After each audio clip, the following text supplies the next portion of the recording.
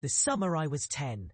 The old house by the river wore sunlight like a patient thinning veil, and the air smelled of salt and old rain, the way a memory sometimes does when it thinks you're ready to listen again.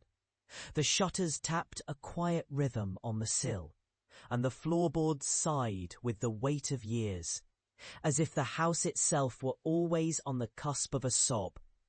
We, my sister and I, found comfort in small rituals there. Things a child can pretend are bright with meaning, but are really just the day's soft weather becoming memory. Mira lived across the lane, a year or two older and all the more fearless for it, with a laugh that rolled through the kitchen like a warm current. Our days began with the same small things: milk in a chipped blue cup, the kettle's low murmur, a window opened just so to catch the breath of the river. In the attic we found a chest, sturdy, with a lid that would never slam, even when our hands shook with mischief. The chest smelled of mothballs and rain, of lost coins and promises never kept. Mira insisted we call it a memory box, which made the thing feel sacred to us, though it was merely a box of ordinary things. A button, a faded photograph, a spool of thread, a map drawn on the back of a grocery bag. We made a ritual of it, the kind we believed kept misfortune from landing on our doorstep.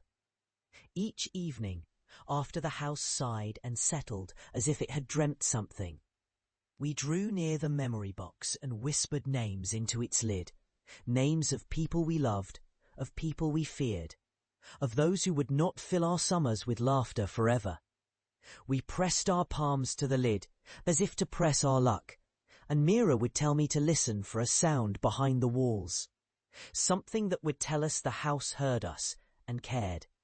Then we would drop a coin into a crack in the floorboards, a small pledge to the floor's patient listening, and close the box with ceremonial care. The house itself began to keep its own quiet tally of our voices.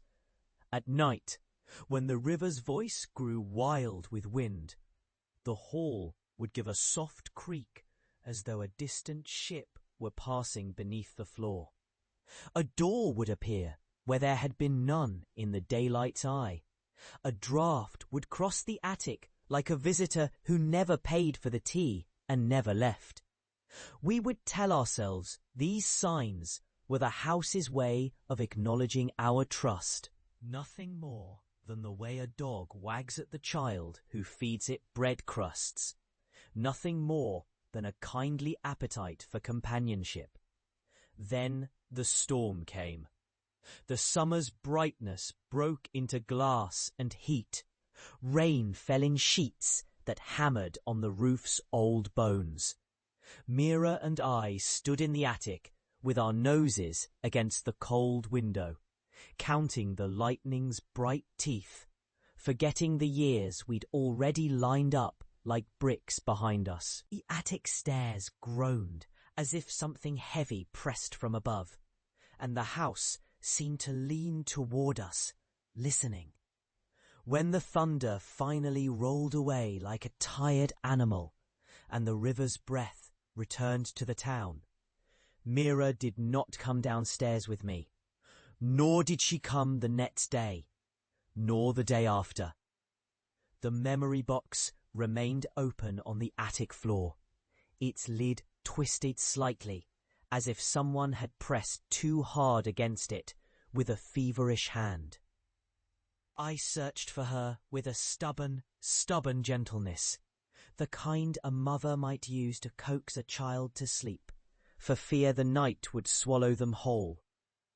The house offered nothing but the quiet insistence of itself, the way a patient mother can be almost still, believing that if she moves too loudly, she will wake what she fears. The memory box held its breath, and the photograph inside, softly curled at the edges, showed Mira's face as it had been the day we'd found the attic's chest. A girl with a loose glance of mischief, the kind that meant she would tell you a joke you would not want to hear twice, and then tell you again because you needed to hear it. But the photograph did not hold Mira's smile to match the memory we shared. It wore a shadow that did not belong to the girl we used to know. The years unfurled as they do, with the precision of a clock whose gears hum without waking the house. I grew older, the kind of old where you still sleep late and wake with a quiet, unearned glow of unspoken ache. The river kept its own counsel, and the house kept mine. People moved away, died, forgot, and the memory box slept under a bushel of clothing and old letters in the attic, a relic of a summer's innocence we believed could outlive anything. Yet the house never forgot. It merely refrained from telling us it remembered.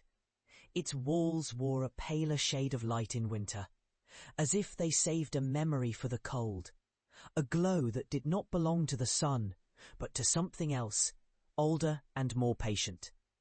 Decades after Mira had vanished into the summer's heat and rain, I returned with the brittle bones of age in my hands, and the stubbornness of memory in my heart. The house greeted me as if it had waited for my breath to steady itself for years. The river's sound reached me first, a long, slow exhale echoing from the valley. Then the familiar creak of the front stairs as they remembered my weight in a way that surprised me with gravity. The memory box was where we had left it, lid half open, as if Mira had rolled her eyes at me from the past and forgotten to close it for propriety's sake. The photograph's shadow had grown bolder with time, casting a second, more deliberate outline across Mira's features, as though someone, an artist with a patient hand, had added a whisper of something other than the girl I knew. I stood there, listening to the house, as if it might speak to me in the old, careful way it did when you'd done something you wished to undo.